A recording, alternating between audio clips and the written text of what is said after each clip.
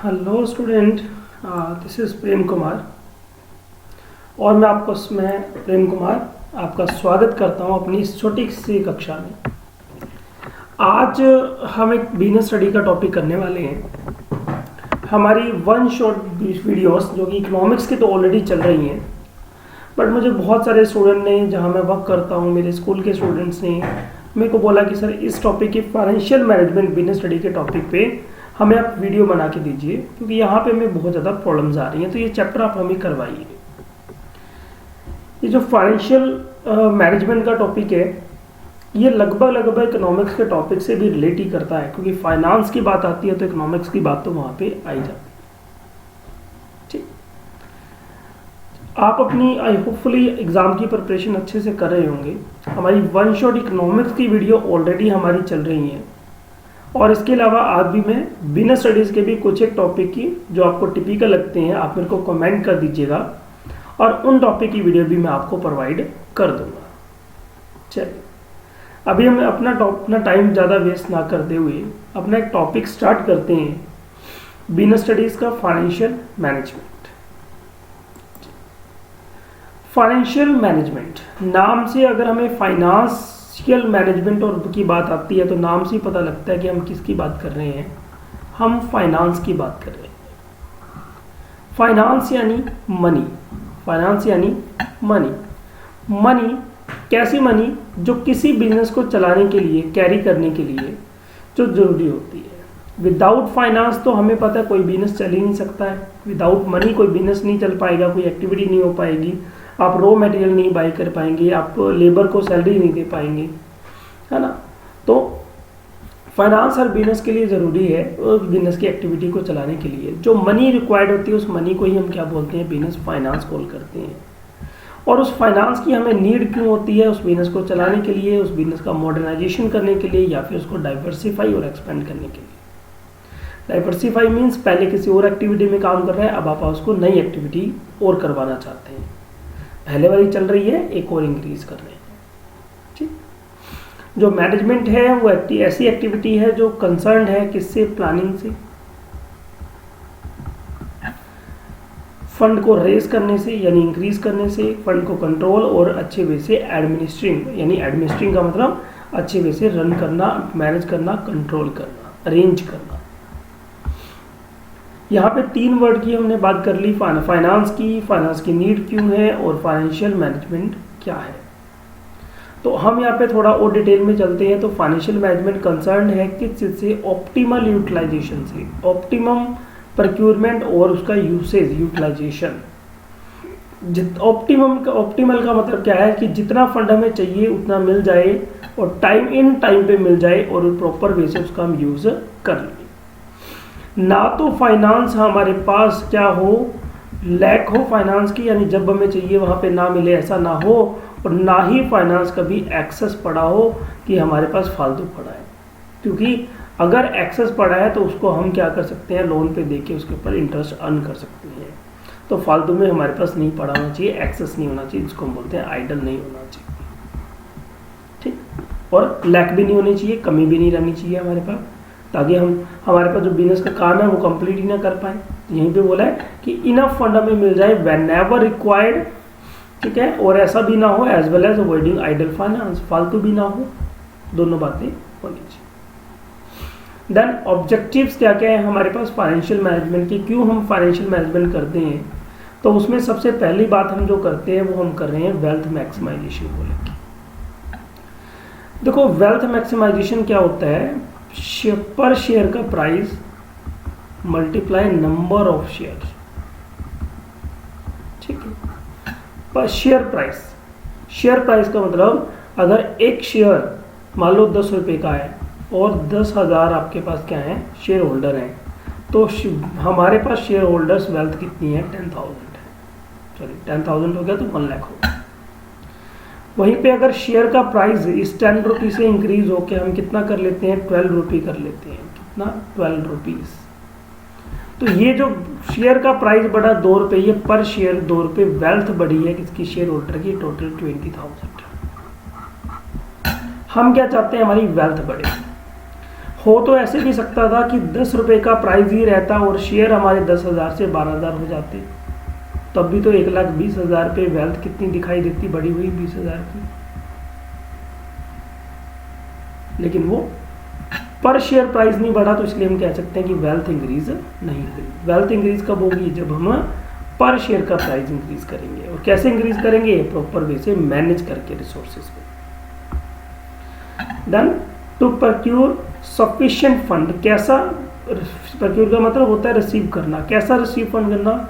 Sufficient fund receive करना organisation के लिए, यानी जितना चाहिए एडिक्वेट फंड हमें मिल जाए और उसकी रेगुलर सप्लाई भी हमारे पास होती रहे, ताकि हमें बिजनेस के ऑपरेशन को स्मूथली रन कर पाए और उसको प्रॉपर वे से यूज भी किया जा सके, इसकी बात कर चुकी हूँ। To ensure safety of the funds, और फंड सबसे बड़ा रिस्की चीज़ है ना, वहाँ पे रिस्क के चांसेस ज़्यादा होते हैं इन्वेस्टमेंट के अंदर कि हम कहीं ऐसी जगह पे इन्वेस्ट ना कर दें कि हमारे पास जो फाइनेंस है, जो मनी है, वो डूब जाए। ऐसा नहीं होना चाहिए। तो प्रॉपर वे से उसको मिनिमम पॉसिबल रिस्क के साथ उसको इन्वेस्ट करना। To attain optimum capital structure, अब ये कैपिटल स्ट्रक्चर की जब हम बात कर रहे हैं तो क्या है ये कैपिटल स्ट्रक्चर? देखो सीधी सी बात है, कैपिटल स्ट्रक्चर में एक तो आती है फिक्स्ड कैपिटल कॉस्ट वाली चीजें, फिक्स्ड कैपिटल कॉस्ट, और दूसरी जो आती है वो होती है फिक्स ना होके जो फ्लक्चुएटिंग है।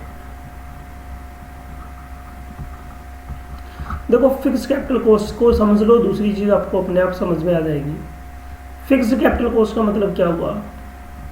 जैसे डिवेंचर है, लॉन्ग टर्म लोन है, इनके ऊपर फिक्स रेट से क्या देना पड़ेगा? मान लो 6% फिक्स रेट से इंटरेस्ट देना पड़ेगा, ठीक है। अगर फर्म लॉस में भी है तो भी पे करना पड़ेगा, प्रॉफिट में है तो भी पे करना पड़ेगा, ये तो पे करना ही है। तो लॉस के केस में ज़्यादा रिस्की हो जाता है। जबकि फ्लक्चुएटिंग की बात करें तो इसमें इक्विटी आ गया, है ना, इक्विटी, ओनर्स फंड, इक्विटी आ गया। अब इक्विटी को कोई हमें कमिटमेंट नहीं करी होती, प्रॉफिट होगा तो पे करेंगे, नहीं होगा तो पे भी नहीं करेंगे, तो ये थोड़ा लेस रिस्की हो जाता है। तो कैसा कैपिटल स्ट्रक्चर हमें चाहिए? तो हम कहते हैं कि हमें ऐसा कैपिटल स्ट्रक्चर हो कि मिक्स बेस बन जाए, डेट का भी यूज हो जाए और साथ में इक्विटी का भी यूज हो जाए। अब हमने यहाँ पे इक्विटी का बेनिफिट ही देखा है, लेकिन डेट का बेनिफिट नहीं देखा। हम कहेंगे फिर हम डेट का यूज ही क्यों करें जब इक्विटी में सारा बेनिफिट है। तो यहाँ पे एक चीज़ देखिए कि डेट पे क्या करना होता है।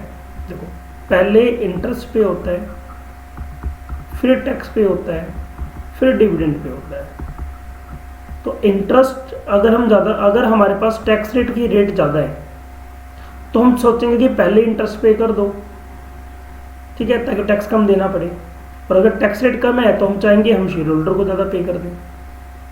टैक्स रेट कम है तो डेट का यूज़ ज़्यादा करते हैं, टैक्स रेट कम है तो इक्विटी का ज़्यादा यूज़ करते हैं।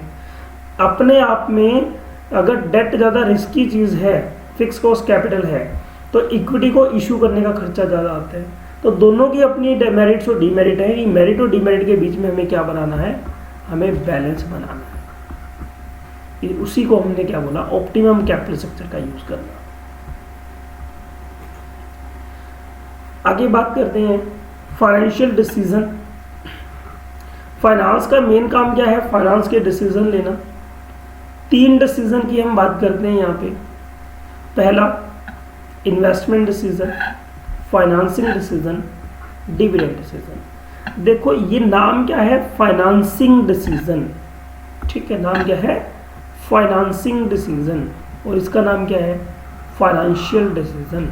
तो फाइनेंसिंग डिसीजन फाइनेंशियल डिसीजन का एक पार्ट है, मीन्स बहुत नैरो कंसेप्ट है फाइनेंसिंग। फाइनेंसिंग के अंदर हम 2 डिसीजन लेते हैं। एक हमारा कॉस्ट ऑफ कैपिटल कैसी हो, दूसरा कैपिटल स्ट्रक्चर कैसा हो। कैपिटल स्ट्रक्चर की तो बात कर ली हमने कि हमने इक्विटी का कितना यूज़ करना और डेट का कितना यूज़ करना। डेट में लॉन्ग टर्म को फिक्स कॉस्ट वाले आगे और इक्विटी में ज़्यादा रिस्की वाले, कम लेस रिस्की चीज़ें, share holders. Cost of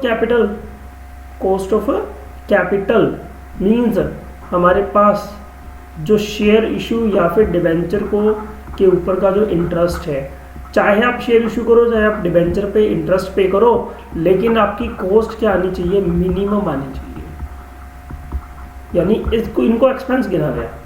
debenture पे जो इंटरेस्ट पे करना है वो भी इंटरेस्ट है, शेयर्स वो भी हमारा एक्सपेंस है, और जो शेयर्स को डिविडेंड दे रहे हो वो भी हमारा एक्सपेंस है, और शेयर को इशू करने की कॉस्ट है वो भी हमारा एक्सपेंस है। तो वो मिनिमम आए, फर्म को बेनिफिट ज़्यादा हो, ये देखना ही कॉस्ट ऑफ कैपिटल के अंदर आता है। ठीक है, पहला एक डिसीजन है फाइनेंसिंग डिसीजन। फाइनेंशियल डिसीजन के अंदर हमारे पास दो बातों को हम देखते हैं, एक कैपिटल बस्टिंग के डिसीजन और दूसरा वर्किंग कैपिटल के डिसीजन। कैपिटल बस्टिंग के डिसीजन में हमेशा लॉन्ग टर्म एसेट्स वाले आते हैं। Long term assets means fixed assets की बात होती है। इसको लॉन्ग टर्म इसलिए बोलते हैं क्योंकि इसके ऊपर हैवी कॉस्ट लगती है, मशीन वगैरह बाय करनी है तो कॉस्ट ज़्यादा लगेगी। अगर हैवी कॉस्ट आएगी तो इसको रीपे करने में टाइम ज़्यादा लगेगा। ठीक है, दूसरा वर्किंग कैपिटल में क्या होती है, वर्किंग कैपिटल में लॉन्ग टर्म ना के क्या आती हैं, शॉर्ट टर्म यानी करंट वाली एसेट्स, यानी वर्किंग कैपिटल। वर्किंग कैपिटल का फॉर्मूला क्या था, हमने current assets minus current liability पढ़ा हुआ। तीसरा डिसीजन डिविडेंड का डिसीजन है, जहाँ पे हम बात करते हैं हमें प्रॉफिट का कितना पार्ट हमें as a dividend shareholder में डिस्ट्रीब्यूट करना है और कितना रिटेन अर्निंग करनी है। ज़्यादा डिस्ट्रीब्यूट करेंगे डिविडेंड तो हमारे पास फ्यूचर की अपॉर्चुनिटी के लिए पैसा नहीं बचेगा, और अगर हमने ज़्यादा रख लिया हमारे पास तो डिविडेंड शेयर होल्डर बोलेंगे कि अच्छा हमने पैसा इन्वेस्ट क्यों किया, हमने तो डिविडेंड के लिए इन्वेस्ट किया है, आप वही हमें पे नहीं करोगे तो हम आपकी शेयर सेल कर देंगे। सेल करेंगे तो कंपनी की रेपुटेशन डाउन। एक बैलेंस डिसीजन लेना है, तीनों में क्या है, एक बैलेंस डिसीजन लेना है तीनों के अंदर ही। ठीक है, बट तीनों का अपनी अपनी उसकी अहमियत है। तो पहले डिसीजन के ऊपर हम चलते हैं, उसको थोड़ा डिटेल में। इन्वेस्टमेंट डिसीजन है, हम बात कर चुके हैं कि लॉन्ग टर्म और शॉर्ट टर्म के बारे में देखना है। अच्छा, लॉन्ग टर्म एसेट्स के डिसीजंस को हम क्या बोलते हैं, कैपिटल बस्टिंग डिसीजन बोलते हैं। जब हम लॉन्ग फिक्स एसेट्स के बारे में सोच रहे हैं तो हम किसकी बात कर रहे हैं, कैपिटल बस्टिंग की। दूसरा नाम आ जाता है क्योंकि इनके ऊपर ज़्यादा एक्सपेंस लगता है, कॉस्ट ज़्यादा लगती है, और ये सारी क्या होती हैं, इरिवर्सिबल। इरिवर्सिबल का मतलब एक बार एक्सपेंस हो गया तो दोबारा इनको रिकवर नहीं कर सकते जल्दी, टाइम लगेगा। जबकि दूसरा डिसीजन वर्किंग कैपिटल डिसीजन है, जहाँ पे शॉर्ट टर्म की करंट एसेट्स करंट लायबिलिटी पे इन्वेस्ट करने की बात होती है, रॉ मटेरियल वगैरह पे इन्वेस्ट करने की बात होती है। आगे हम ऐसे कौन कौन से फैक्टर्स हैं जो क्या करते हैं, इफेक्ट करते हैं इन्वेस्टमेंट के डिसीजन को या कैपिटल बस्टिंग के डिसीजन को। पहले हम इन्वेस्टमेंट में कैपिटल बस्टिंग के डिसीजन के बारे में बात करेंगे। यहाँ पे फर्स्ट डिसीजन की है, इन्वेस्टमेंट को इफेक्ट करने वाले यानी लॉन्ग टर्म इन्वेस्टमेंट को इफेक्ट करने वाले, कैपिटल बस्टिंग को इफेक्ट करने वाले रीजंस क्या क्या है। पहला, cash flow position, cash flow of the project. जिस प्रोजेक्ट पे हमने इन्वेस्ट करना है उस प्रोजेक्ट का कैश फ्लो कैसा है, मीन्स कितना हमारे पास रीपेमेंट होनी है। एक सीधी को मैं इसको ना इन तीनों टॉपिक्स को एक सीधे से पॉइंट ऑफ व्यू में बात करता हूँ। मान लो मैंने 1 लाख रुपए इन्वेस्ट करना है और मेरा एक्सपेक्टेड ROI उसके ऊपर 1 साल का 1 लाख रुपये आ रहा है। 10 लाख रुपए इन्वेस्ट किया और 10 लाख इन्वेस्ट करने पे 10 लाख मैंने इन्वेस्ट किया और इसमें बोला कि 10% की रेट से रिटर्न आएगा, मतलब 1 साल के अंदर 10% की वैल्यू निकल आएगी। मतलब ROI रिटर्न ऑन इन्वेस्टमेंट पे रिटर्न मेरा 10% है। लेकिन अगर मैं इस 10 लाख पे अगर मैं इसको इंटरेस्ट पे दूं तो क्या जो मेरा इंटरेस्ट है यानी जो मेरी कॉस्ट ऑफ कैपिटल है, इसी को कॉस्ट ऑफ कैपिटल बोला, क्या मेरी कॉस्ट ऑफ कैपिटल इससे कम आ रही है ज़्यादा आ रही है? अगर मेरा ROI ज़्यादा है किससे, कॉस्ट ऑफ कैपिटल से, इसको मैंने कैसे लिखा, तो हम इन्वेस्ट कर देंगे। अगर ROI कम है तो हम इन्वेस्ट नहीं करेंगे, है ना। तो ये इन्वेस्टमेंट करना किस पे डिपेंड करता है, फिक्स एसेट्स पे ऊपर इन्वेस्ट करना किस पे डिपेंड कर रहा है, उस कैश फ्लो के उसकी प्रोजेक्शंस पे, मींस कितना कैश फ्लो निकल के आएगा उस प्रोजेक्ट से। ROI हमने बता दिया। इन्वेस्टमेंट क्राइटेरिया की बात करें, ROI रेट ऑफ रिटर्न या रेट ऑफ इन्वेस्टमेंट एक ही बात, रिटर्न ऑन इन्वेस्टमेंट एक ही बात है। इन्वेस्टमेंट क्राइटेरियन वर्ल्ड में वही सारी बातें दोबारा से आ गई कि कैपिटल बजटिंग की टेक्निक के बेस पे करते हैं, और टेक्निक वही है, इन्वेस्टमेंट की अमाउंट देखना, उसका इंटरेस्ट देखना, कैश फ्लो कैसा है, उसके ऊपर कैसा निकल के आएगा, रेट ऑफ रिटर्न कैसी है, इन सारी चीज़ों को मेजर किया जाता है।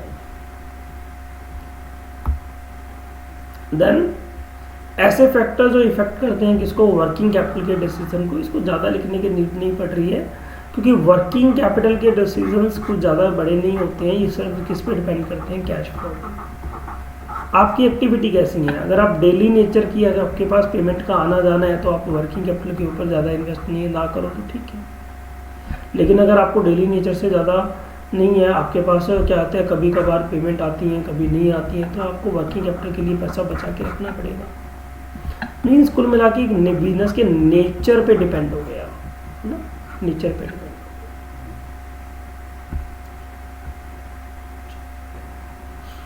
अगला हम बात करते हैं फाइनेंसिंग डिसीजन की, जहाँ पे हमें फंड को क्या कहाँ से रेज करना है, किस डिसीजन से लेना है, कौन से लॉन्ग टर्म के सोर्सेज से, कितना शॉर्ट टर्म के सोर्सेज से लेना है, कौन कौन से सोर्सेज है हमारे पास, शेयर, डिबेंचर, बॉन्ड्स, ये सारी चीज़ें हमारे पास आती हैं। आगे फैक्टर इफेक्टिंग कौन कौन से हैं, ऐसे कौन कौन से फैक्टर्स हैं जो इफेक्ट करते हैं। तो पहला फैक्टर है कॉस्ट, सेम वही कॉस्ट ऑफ कैपिटल की बात हो रही है, यहाँ पे कॉस्ट ऑफ फाइनेंस की बात कर रहे हैं। कॉस्ट ऑफ फाइनेंस क्या है कि जितना फंड रेज कर रहे हैं उसके ऊपर कितना एक्सपेंस आ रहा है। जो सस्ता होगा, इक्विटी सस्ता है तो इक्विटी का यूज़ कर लेंगे, अगर डिबेंचर सस्ता है तो डिबेंचर का यूज़ कर लेंगे। रिस्क कितना है, रिस्क क्राइटेरिया तो हमें पता है ना, अगर हमारा बिजनेस ज़्यादा रिस्की है तो हम इक्विटी का यूज़ ज़्यादा कर लो, क्योंकि इनको रीपेमेंट करने की ज़्यादा जरूरत नहीं है। अगर कम रिस्की है तो ठीक है, हम डिबेंचर का यूज़ कर लेंगे, रिस्क है ही नहीं है तो भी डिबेंचर का यूज़ कर लेंगे।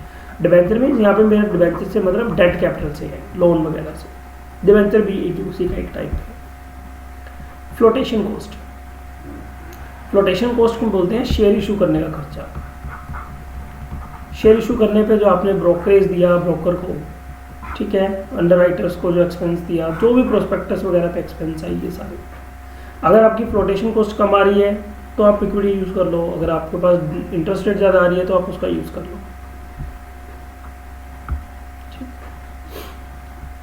नेक्स्ट बात करते हैं वही कैश फ्लो पोजीशन। ये हर बार आएगा, कैश फ्लो पोजीशन आप हर एक में लिख देना, कोई दिक्कत ही नहीं है कैश फ्लो पोजीशन की, हर जगह। कंट्रोल कंसिडरेशन, हम चाहते हैं कि अगर हमारा बिजनेस चाहता है कि कम लोगों के हाथ में कंट्रोल रहे, ज़्यादा लोग इंटरफेयर ना करें, क्योंकि इक्विटी शेयर वाले क्या होते हैं, वो ओनर होते हैं, वो कंपनी की मीटिंग में पार्टिसिपेट करते हैं, डिसीजन मेकिंग में पार्टिसिपेट करते हैं। अगर वो ज़्यादा हो जाएंगे तो कंपनी में दिक्कत आएगी।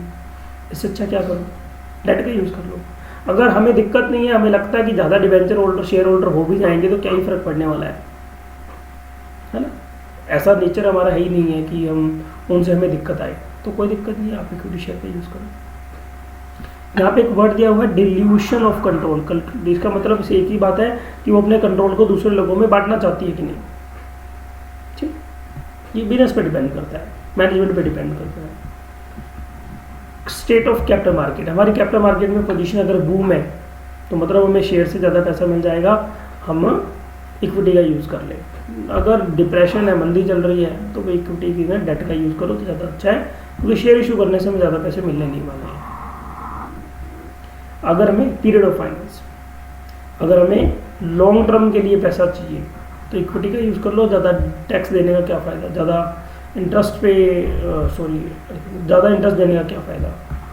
डेट शॉर्ट टर्म है तो डेट का यूज़ कर सकते हैं, मिक्स का यूज़ किया जा सकता है।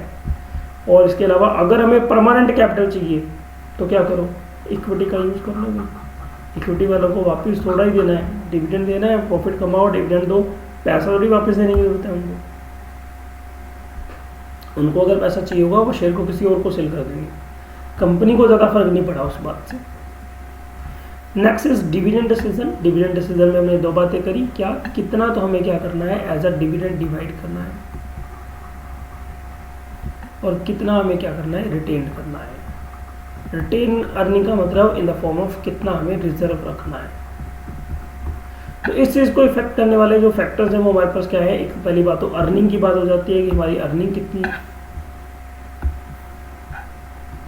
ठीक है, अर्निंग अच्छी खासी अर्निंग आ रही है हमारे प्रोजेक्ट से तो आप डिविडेंड ज़्यादा दे दो।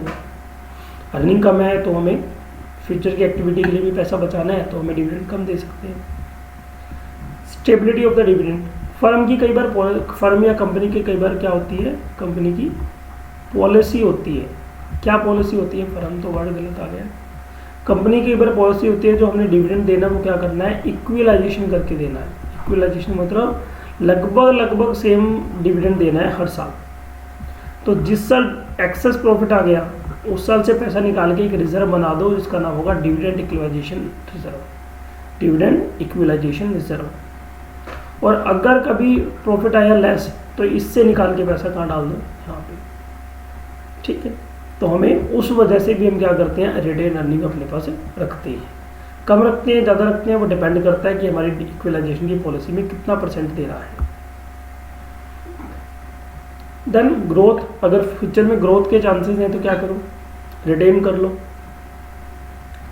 कैश फ्लो पोजीशन कैसे, ये हर बार आएगा, आपको पहले ही बताया मैंने। अगर कैश फ्लो अच्छा आ रहा है तो इक्विटी का यूज़ कर लो, कैश फ्लो तो डिविडेंड का यूज़ कर लो। अगर कैश फ्लो हमारे पास अच्छा आ रहा है तो क्या करो, तो इंटरेस्ट पे कर लो, यानी डिबेंचर का यूज़ कर लो। कैश फ्लो अच्छा नहीं है तो इक्विटी का यूज़ करो।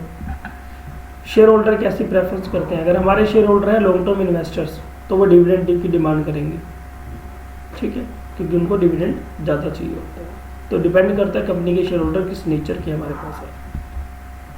टैक्सेशन पॉलिसी, इसमें एक सीधी सी बात समझ लो कि अगर हमारा टैक्स हाई होगा तो हम डेट का ज़्यादा यूज़ करेंगे, और अगर टैक्स कम है तो हम डेट का कम यूज़ करेंगे। इसका रीज़न देखो, पहले इंटरेस्ट पहले देना होता है, इंटरेस्ट पहले देना होता है, फिर अभी हमने बात करी ना, पहले इंटरेस्ट देते हैं, फिर टैक्स देते हैं, फिर डिविडेंड देते हैं, जो बची हुई अमाउंट है उसके ऊपर डिविडेंड हो गया। तो अगर टैक्स ज़्यादा है तो पहले डिविडेंड दे दो, ताकि हमें इंटरेस्ट दे दें, जो हमें हमारे बोरोर्स जिनसे हमने लोन ले रखा है उनको हम इंटरेस्ट टाइमली पे कर दें, वो भी खुश हो जाएंगे और नेक्स्ट टाइम भी हमें आसानी से इंटरेस्ट पे पेमेंट दे देंगे, ठीक है, और गवर्नमेंट को भी कम देना पड़ा। लेकिन अगर इंटरेस्ट रेट, टैक्स रेट हमारा कम है तो डिविडेंड होल्डर को यानी शेयर होल्डर को खुश करो, ठीक है, ये डिपेंड करता है। देन बोनस शेयर इशू कर सकते हैं, अगर हमें जिस साल बोनस शेयर इशू करने हैं तो उस साल हमें रिजर्व ज़्यादा रखना पड़ेगा। लीगल कंसेंट्रेट, कुछ लीगल है कि आपको अपनी इतनी लिमिट तक का आपको डिविडेंड डिक्लेयर करना ही करना है, तो वो फिर हमें करना ही पड़ेगा, कंपनी एक्ट में लिखा हुआ है। सारी अर्निंग को डिस्ट्रीब्यूट नहीं किया जा सकता और सारी अर्निंग को रखा नहीं जा सकता, दोनों बातें कंपनी एक्ट में लिखी हुई। यहाँ पे हमारे तीनों डिसीजन कंप्लीट होते हैं और उसके बाद हम एक टॉपिक पे आते हैं, that is called financial planning. Financial planning कुछ अलग चीज़ नहीं है, वही चीज़ है क्या, फाइनेंस को प्लान करके चलना, कितना फंड चाहिए, कब चाहिए, ज़्यादा ना हो, एक्सेस ना हो, इन सारी चीज़ों को देखना। ये अब नॉर्मल सी बातें हैं, ठीक है। अवेलेबिलिटी जब चाहिए राइट टाइम पे मिल जाए, ज़्यादा भी ना हो, अननेसेसरी पड़ा रहे, अच्छे से उसको साउंड तरीके से उसको रन करना, और फ्यूचर के प्लान बनाने के लिए भी हमें फाइनेंशियल प्लानिंग ज़रूरी है, कितना पैसा चाहिए कितना नहीं है, ताकि हमारा बिजनेस स्मूथली चल सके। देन एक बैलेंस बना के रखता है, इनफ्लो और आउटफ्लो के बीच में कितना आ रहा है कितना नहीं जा रहा है, वो सारा प्लानिंग के अंदर ऑलरेडी डिसाइड हो जाता है, लगभग चीज़ें पता लग जाती हैं। और दूसरा फाइनेंशियल कंट्रोल कर किया जा सकता है, अच्छे वे से फाइनेंस को कंट्रोल करके हम बिजनेस की एक्टिविटीज़ को, आने वाली अपॉर्चुनिटीज़ को अच्छे से गेन कर सकते हैं। अभी हमारा जो टॉपिक आता है वो कैपिटल स्ट्रक्चर से रिलेटेड है। कैपिटल स्ट्रक्चर में अभी हमने बात किया कि हमारे पास है ओनर्स फंड और बोरोड कैपिटल, दोनों होती हैं। ओनर्स फंड में क्या आ गया, इक्विटी, और बोरोड फंड में क्या आ गया, debenture and long term loan, ठीक है। तो कैसा होना चाहिए, ऑप्टिमल होना चाहिए। कैसे यूज़ करें, डेट और इक्विटी दोनों का यूज़ करें। हमने अभी बात किया कि डेट क्या होते हैं, अब मैं आपको एक पेज पे दोबारा से समझा देता हूँ इस चीज़ को, ठीक है। हमने क्या बात करी थी, हमने बोला था कि जो हमारे जो डेट होते हैं वो क्या होते हैं, मोर रिस्की होते हैं।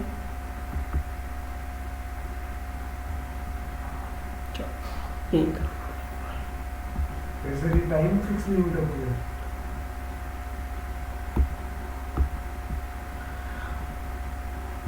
यहाँ मैं आपको क्लियरली बता देता हूँ, ठीक है।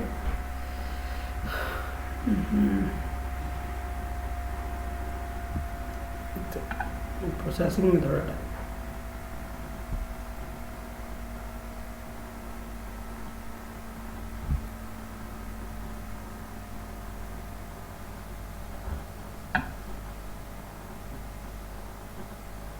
मैंने बीच में एक पेज ऐड किया है तो उस वजह से आई थिंक प्रोसेसिंग थोड़ी ज़्यादा होगा।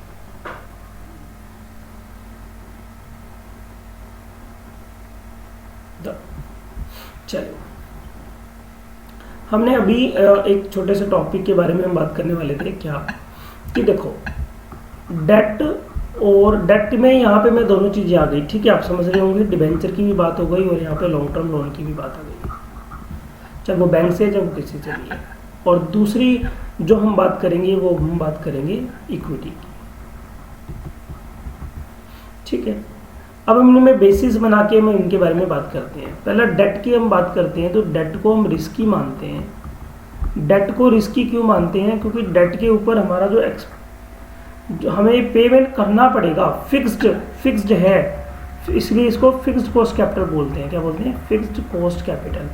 कि इसको तो हमें क्या करना पड़ेगा, पे करना ही पड़ेगा, कुछ भी हो जाए, है ना, रिस्की है, कुछ भी हो जाए पे करना ही है। अगर लॉस हो गया तो भी पे करना पड़ेगा, ठीक है। और अगर हम नहीं पे करते तो ये डिबेंचर होल्डर हैं, लोन वाले जो क्रेडिटर्स हैं, वो क्या करेंगे, वो हमारे ऊपर केस फाइल कर सकते हैं, जिसको हम स्यू बोलते हैं, ठीक है। हम अपनी कॉमर्स लैंग्वेज के अंदर इसको स्यू बोला जाता है। वो हमारे ऊपर स्यू कर सकते हैं, केस फाइल कर सकते हैं, और हमारी कंपनी को बंद करने के लिए भी केस फाइल कर सकते हैं वो, कि ये इनके बस की बात नहीं है बिजनेस को चलाना। लेकिन वहीं पे जब हम इक्विटी की बात कर लेते हैं, इक्विटी में ऐसा कोई रिस्क नहीं है, क्योंकि इक्विटी वालों को हमने कमिटमेंट ही नहीं किया, है ना। इक्विटी वालों को बोला क्या कि अगर प्रॉफिट होगा तो तुम्हें भी तुम्हारा हिस्सा मिलेगा, अगर प्रॉफिट नहीं होगा तो तुम्हें भी कुछ नहीं मिलेगा। अगर वो एग्री हैं तभी तो उन्होंने इक्विटी शेयर वाले बाय करे, इक्विटी उन्होंने बाय करे होंगे, नहीं तो क्यों बाय करते। तो ये रिस्क ही नहीं है, और यहाँ पे रिस्क है। लेकिन वहीं पे इन टर्म ऑफ टैक्स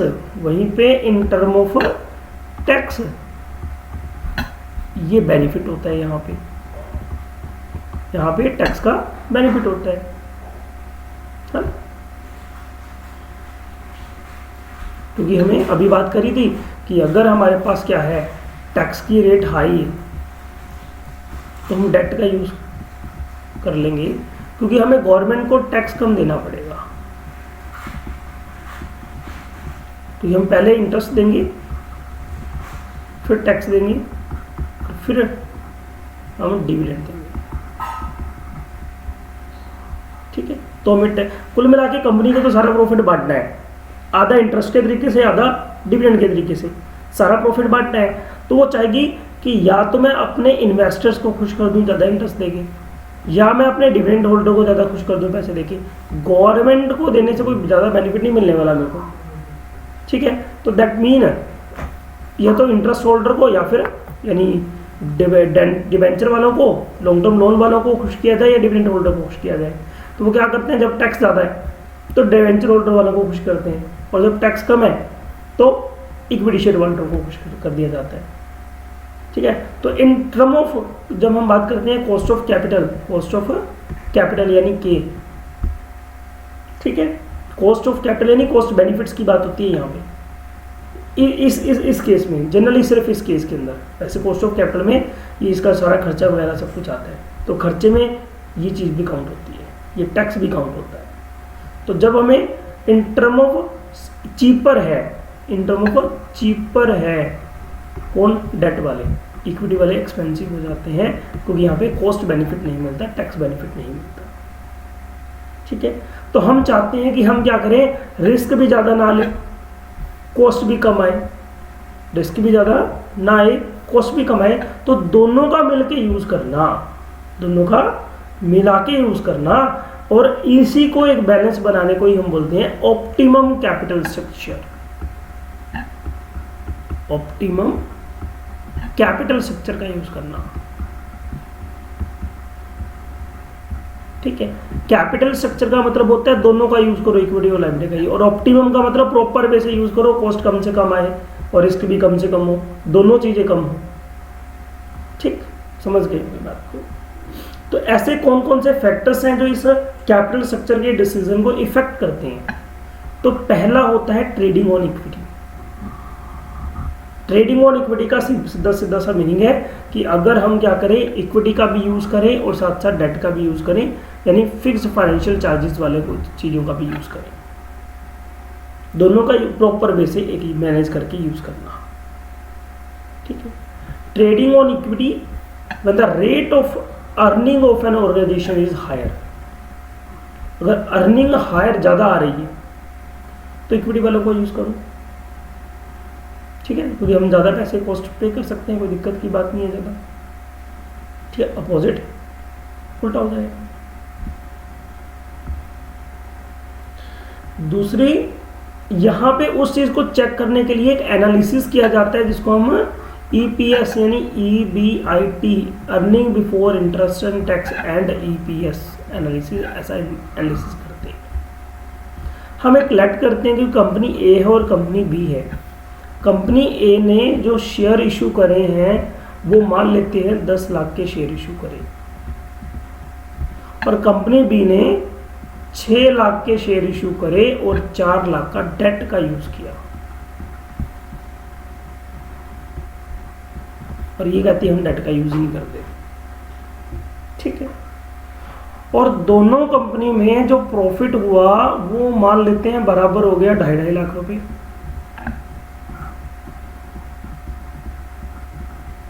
ठीक है, अब पहले हमने अभी बात करके हटे हैं, पहले क्या देना, इंटरेस्ट, पहले क्या देना, इंटरेस्ट देना, और मान लो इंटरेस्ट की रेट है 10%, तो इसको इंटरेस्ट देना है? नहीं। क्या इसको देना है? हाँ। कितना देना है? 4 लाख पे 10%, कितना? 40,000। इसके पास अब कितने रुपए बचे? 2,50,000, और दूसरे के पास 2,10,000। इंटरेस्ट दे दिया, अब क्या देना है? टैक्स। मान लो टैक्स रेट क्या है? 50% मान लेते हैं। ठीक, तो इसके ऊपर 50% यानी 1,25,000 टैक्स हो गया, और इसके ऊपर 1,05,000 टैक्स हुआ। कितना बचा? 1,25,000। कितना बचा? 1,5,000। ठीक है, अब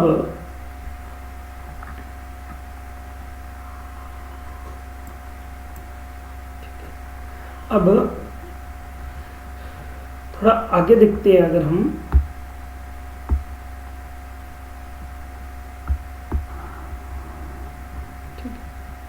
आगे हम थोड़ा सा देखें, टैक्स हो गया, अब क्या देना है? डिविडेंड देना है। डिविडेंड देने के लिए क्या देखने पड़ेंगे? Share holder. इसके कितने शेयर होल्डर हैं? मान लो 10 रुपए का शेयर है, तो कितने हैं? 1 लाख। इसके पास कितने हैं? इसके पास 60,000। तो अगर हमारे पास अवेलेबल हैं 1,25,000 और 1 लाख शेयर होल्डर को पे करना है, तो हम क्या करें? एक जीरो ज़्यादा हो गया क्या? यहाँ भी 1.25, यानी अर्निंग पर शेयर, एक शेयर पे आप 1.25 रुपये दे रहे हैं, और इस केस में 1,05,000। ठीक है, डिवाइड बाय 60,000, कितना हुआ?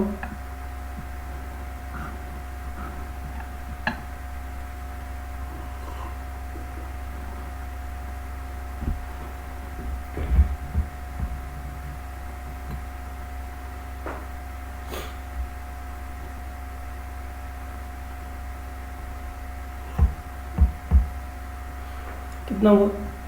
1.75। तो जिसने शेयर्स का भी यूज़ किया, डिबेंचर का भी यूज़ किया, यानी मिक्स्ड का यूज़ किया, वो अपने एक शेयर होल्डर को 1.75 दे रही है, ठीक है। और जबकि दूसरी कंपनी जिसने सिर्फ और सिर्फ शेयर का यूज़ किया, डेट का यूज़ नहीं किया, वो 1.25 दे रही है। तो हम क्या करेंगे, हमारी कंपनी के लिए हम किसका यूज़ करें, बी का, ना कि ए का, ठीक है। ऐसा जरूरी नहीं है कि हर बार ऐसे ही होगा कि हाँ जिस दोनों का यूज़ करेगी उसका ज़्यादा होगा। मान लो अपोजिट हो जाता, शेयर वाले 4 लाख के होते, वो 6 लाख के होते, तो हो सकता है उल्टा केस बन जाता है ना। तो ये जस्ट एक केस है, ठीक है। आप समझ गए होंगे कि दोनों का यूज़ करना हमारे लिए रिस्की भी नहीं है, और मतलब बैलेंस बना रहे हैं हम, उसको बैलेंस डिसीजन ले रहे हैं। तो यहाँ पे ना तो रिस्की हुआ, ना ही कॉस्ट ऑफ कैपिटल ज़्यादा आई, और ईपीएस भी हमारा एक्सेस आ गया। हमें इस तरीके से चेक करना है। अगर हमें लगेगा चेक करने के बाद कि हमारा अकेला शेयर पे यूज़ करना है या अकेला डेट का यूज़ करना है बेनिफिशियरी है, तो हम उसका यूज़ करेंगे। अगर हमें लगेगा कि इक्विटी का यूज़ करना है और डेट का भी यूज़ करना है, तो उसका यूज़ करेंगे। और कितना कितना प्रोपोर्शन बना के चलना है, वो सारा चीज़ें, इस सारी चीज़ को यानी एक कुल मिला के बैलेंस डिसीजन को मैनेज करने के लिए हमें इन BID EPS एनालिसिस हम करते हैं। समझ गए होंगे इस चीज़ को, नहीं समझे दोबारा कमेंट करिएगा। सिर्फ अकेला BID EPS के लिए भी मैं अलग से टॉपिक बना दूंगा, ठीक है। फिर हम बात करते हैं कैश फ्लो पोजीशन। पहले ऑलरेडी बता दिया, कैश फ्लो पोजीशन तो हर जगह आपका लाइव होगा ही होगा। कैश फ्लो पोजीशन हमारे प्रोजेक्ट की कैसी है, फर्म की कैश फ्लो पोजीशन कैसी है, ठीक है। अगर कैश फ्लो पोजीशन अच्छी है तो हम फाइनेंस डेट का यूज़ कर लेंगे, नहीं तो नहीं करेंगे। इंटरेस्ट कवरेज रेशियो है, क्या हमें इन्वेस्टमेंट करने से जितना हमारा इंटरेस्ट है वो कवर हो भी पा रहा है कि नहीं हो पा रहा। ROI, रिटर्न ऑन इन्वेस्टमेंट कितना है, ठीक है। ये लगभग बातें हम ये सारी कर चुके हैं। फ्लोटेशन कॉस्ट, शेयर को इशू करने की कॉस्ट कितनी आ रही है। कंट्रोल कंसिडरेशन, हम चाहते हैं कि हमारा जो कंट्रोल है वो ज़्यादा लोगों में डिवाइड हो या ना हो। टैक्स रेट, ये सारी बातें हम A to Z कर चुके हैं, बस अगेन एंड अगेन रिपीट हो रही है कैपिटल स्ट्रक्चर की वैल्यू। कैपिटल मार्केट में कंडीशन कैसी है, अप है या बूम है, ठीक है, या फिर डिप्रेशन पे चल रही है, डाउन है हमारी कंडीशन, ठीक है। अगर डाउन चल रही है तो शेयर का प्राइस मिलेगा नहीं, ठीक है। अप चल रही है तो शेयर का प्राइस अच्छा मिल जाएगा। फ्लैक्सिबिलिटीज़, हमारा वैसे कैपिटल स्ट्रक्चर कैसा होना चाहिए, फ्लैक्सिबल होना चाहिए, हम दोनों का प्रॉपर यूज़ कर पाएँ। नीड बढ़े तो उसका यूज़ कर लिया, नीड बढ़े तो उसका यूज़ कर लिया, ठीक। अब बात करते हैं फिक्स्ड कैपिटल की। वैसे तो ये सारी बातें हमें फिक्स कैपिटल, यानी फिक्स कैपिटल का मतलब क्या है, लॉन्ग टर्म एसेट्स के अंदर इन्वेस्ट करना, फिक्स एसेट्स के अंदर इन्वेस्ट करना, ठीक है। वो भी सारी चीज़ें किसी के ऊपर डिपेंड करेंगी। Nature of the business, business का नेचर कैसा है, ठीक है। नॉर्मल बातें हैं, वो तो एक बार होने के बाद दोबारा इसको इतना करने की जरूरत नहीं पड़ती है, और अलग अलग चीज़ें है भी नहीं है। स्केल ऑफ ऑपरेशन, बिजनेस के अंदर कैसे ऑपरेशन, ज़्यादा ऑपरेशन, मैन्युफैक्चरिंग एक्टिविटीज ज़्यादा चलती हैं, लार्ज स्केल पे बिजनेस होता है, तो हमें ज़्यादा फिक्स कैपिटल की रिक्वायरमेंट होगी, एनवे से कम होगी। चॉइस ऑफ टेक्निक, मशीनों का यूज़ ज़्यादा कर रहे हैं तो रिलेटिवली ज़्यादा पैसे चाहिए होंगे, मशीनों का यूज़ कम कर रहे हैं तो रिलेटिवली कम पैसों की जरूरत है। टेक्नोलॉजी अपग्रेडेशन, टेक्नोलॉजी अपग्रेडेशन, अगर हम चाहते हैं कि अब इस बार हमें लग रहा है कि हमें टेक्नोलॉजी हमारे पास पुरानी होगी, अपग्रेड करनी है, तो उसके लिए ज़्यादा पैसा चाहिए होगा, डिविडेंड कम देंगे, पैसा रिटेन अर्निंग ज़्यादा करेंगे, फिक्स कॉस्ट कैपिटल का यूज़ करेंगे, ठीक है। ग्रोथ प्रोस्पेक्टस, डाइवर्सिफिकेशन, बिजनेस को डाइवर्स करना है, और चीज़ें साथ में ऐड करनी है, नई प्लांट एंड मशीनरी बाय करनी है, ठीक है। हमारा डिस्ट्रीब्यूशन चैनल कैसा है, अगर लॉन्ग है, अगर हम सीधा होलसेलर को बेच देते हैं तो कोई दिक्कत, जल्दी पैसे आ जाएंगे, क्या दिक्कत है। अगर दूसरी फर्मों के साथ कोलैबोरेशन, ये कोलैबोरेशन का टॉपिक समझ लो। जैसे क्या है, मारुति कंपनी आप समझते हो, मारुति कंपनी है ना, मारुति कंपनी ने क्या कर रखा है, MRF टायर के साथ क्या कर रखा है, कोलैबोरेशन कर रखा है, ठीक है। तो अब वो भी क्या करता है, इनको पैसे देता है और बाय कर लेता है, और बाय चांस मारुति कंपनी को खुद ही ये कोलैबोरेशन ना हो मारुति कंपनी का, और खुद ही MRF के टायर बनाने पड़े, MRF के अपने मारुति के टायर बनाने पड़े, तो हैवी इन्वेस्टमेंट करनी पड़ेगी भाई, तो फिक्स कैपिटल का यूज ज़्यादा करना पड़ेगा, ठीक है। आगे वही वर्किंग कैपिटल दो तरह की होती है, एक होती है ग्रॉस वर्किंग कैपिटल, दूसरी होती है net working capital. Gross working capital मतलब करंट एसेट्स माइनस में current liabilities, current assets minus current liability, और नेट वर्किंग कैपिटल के अंदर सिर्फ करंट एसेट्स।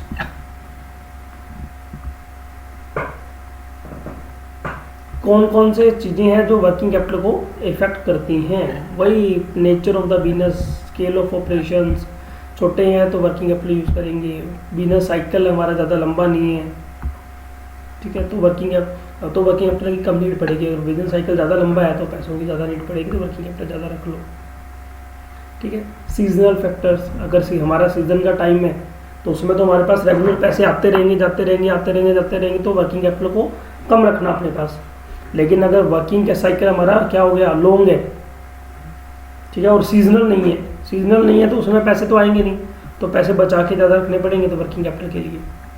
अगर हमें उधार मिल जाती है तो वर्किंग कैपिटल का यूज़ कम हो पाएगा, नहीं तो ज़्यादा करना पड़ेगा। क्रेडिट अवेल्ड, ठीक है, आप कितना अलाउ करते हो, लोगों को उधार पे देते हो तो आपका पैसा अटकेगा, तो आपको अपने खर्चे चलाने के लिए वर्किंग कैपिटल ज़्यादा चाहिए होगी। और आपको कितना मिल जाता है, अगर आपको लोन पे, आपको आसानी से क्रेडिट पे चीज़ें मिल जाती हैं, उधार पे मिल जाती हैं, तो भी आप वर्किंग कैपिटल को थोड़ा कम रख लेंगे तो काम चल जाएगा, ठीक। इन्फ्लेशन, महंगाई है तो भाई पैसा ज़्यादा लगेगा, वर्किंग कैपिटल की ज़्यादा रिक्वायरमेंट है, ठीक है। और वर्किंग कैपिटल पे टर्नओवर कैसा है, कितना पैसा जल्दी आ जाता है आपके पास, कितना स्पीडली आ जाता है, ठीक है। अगर स्पीडी आ जाता है तो आपको वर्किंग कैपिटल की कम जरूरत है, एनीवेज का वर्किंग कैपिटल की ज़्यादा ज़रूरत है। इसको एक नॉर्मली प्रैक्टिकल वे से चीज़ों को देखेंगे ना तो भी काम चल जाएगा, कुछ ज़्यादा लंबी चौड़ी चीज़ें ये नहीं है, ठीक है। और मेरे को लगता नहीं है इस टॉपिक के बाद आप लोगों को किसी तरह का कोई भी डाउट रहा होगा इस चैप्टर के अंदर। यहाँ पे जो हमारा चैप्टर है वो क्या हो जाता है, कंक्लूड हो जाता है। इस चैप्टर के अंदर हमारे लिए कुछ भी नहीं बचता है, ऑल चैप्टर सॉल्व हो गया है, जितनी प्रॉब्लम्स हैं वो आपकी सारी सॉल्व हो गई हैं। अगर फिर भी कुछ लगता है कि आपका अभी भी कोई ना कोई डाउट रह गया तो आप इस वीडियो के नीचे कमेंट जरूर करिएगा और बताइएगा क्या दिक्कत आ रही है, या न्यू कौन सी भी टॉपिक आप चाहते हैं मेरी तरफ से जो आपको रिवाइज करना है और आपको चाहिए, वो भी आप इस वीडियो के नीचे कमेंट में ज़रूर बताएंगे, ठीक है। और उससे भी बेटर आप क्या करेंगे, आप कॉमर्स विद प्रेम कुमार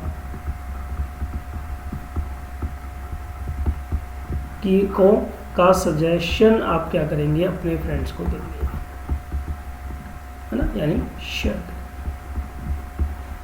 ताकि मैं और मोटिवेशन से इन वीडियोस को और अच्छे तरीके से भी बनाता रहूं, ठीक है। कोई कंफ्यूजन, तो हम मिलते हैं हमारे नेक्स्ट चैप्टर के अंदर, और जो नेक्स्ट चैप्टर मैं करने वाला हूं उसका नाम है फाइनेंशियल मार्केट,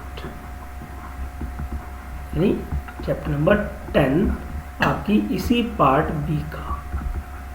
काफ़ी वेटेज रखता है पार्ट बी, 30 मार्क्स का पार्ट बी है। पार्ट ए के बारे में सारी चीज़ें डील कर ली है। जिस तरीके से मैंने पढ़ाई है आप इस तरीके से इसको पढ़ोगे 110% इस चैप्टर के फुल मार्क्स आप गेन करोगे। दूसरा, जितनी भी आपकी केस स्टडीज़ हैं वो आप पढ़ते ही, मैं गारंटी दे सकता हूँ, पढ़ोगे केस स्टडीज़ तो आपको मेरी बोली हुई चीज़ें, मेरे नोट से पढ़ी हुई चीज़ें आपको याद आ जाएंगी और आप उसका प्रॉपर आंसर दे पाएंगे, ठीक है। चलिए मिलते हैं हमारी नेक्स्ट क्लास के अंदर। और अगर आप मेरे से कांटेक्ट करना चाहते हैं तो आप मेरे व्हाट्सएप पे भी कांटेक्ट कर सकते हैं ऑन दिस नंबर। चलिए मिलते हैं नेक्स्ट क्लास में। Thank you.